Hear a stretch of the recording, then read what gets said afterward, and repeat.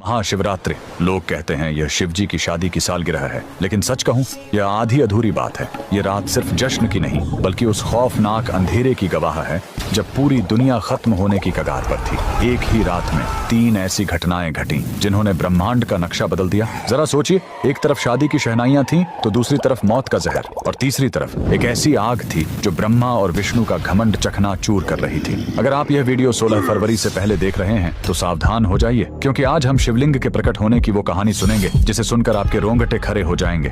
कहानी पर आते हैं। एक बार ब्रह्मा जी और विष्णु जी में युद्ध छिड़ गया। दोनों लड़ रहे थे कि मैं महान हूँ। नहीं, मैं तुमसे ज्यादा महान हूँ।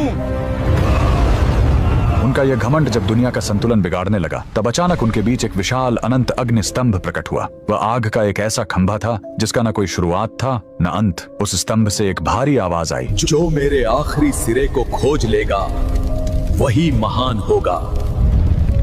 ब्रह्मा जी हंस बनकर ऊपर उड़े और विष्णु जी वराह बनकर नीचे गए। हजारों साल बीत गए, विष्णु जी को अंत नहीं मिला। उन्होंने अपनी हार मान ली, लेकिन ब्रह्मा जी ने वापस आकर झूठ बोला कि उन्हें अंत मिल गया है। उसी पल उस आग से काल भैरव प्रकट हुए और सजा के तौर पर उन्होंने ब्रह्मा जी का वो सिर काट दिया जिससे उन्होंने झूठ बोला था। उनका अहंकार टूट गया। चूंकि शिव जी आग के रूप में आए थे, वो बहुत गर्म थे। तब देवताओं ने उन्हें शांत करने के लिए उन पर जल और दूध चढ़ाया। यही वो पहला दिन था जब शिवलिंग पर रुद्राभिषेक की शुरुआत हुई। लेकिन कहानी यहीं खत्म नहीं होती। एक बार जब देवता श्रीहीन यानी कमजोर हो गए थे तो अपनी शक्ति वापस पाने के लिए समुद्र मंथन हुआ। सबको उम्मीद थी अमृत की, लेकिन निकला क्या? हलाहल विष। पूरी दुनिया जलने लगी। तब फिर वही भोलेनाथ आगे आए। संसार को बचाने के लिए उन्होंने उस उबलते हुए जहर को पी लिया और अपने कंठ में रोक लिया। जहर की गर्मी से शिव जी का शरीर तपने लगा। उस जलन को शांत करने के लिए सभी देवताओं ने उन पर पूरी रात गंगा जल, दूध और बेलपत्र चढ़ाया। उन्हें नींद न आ जाए इसलिए पूरी रात देवताओं ने गीत गाए और जागरण किया।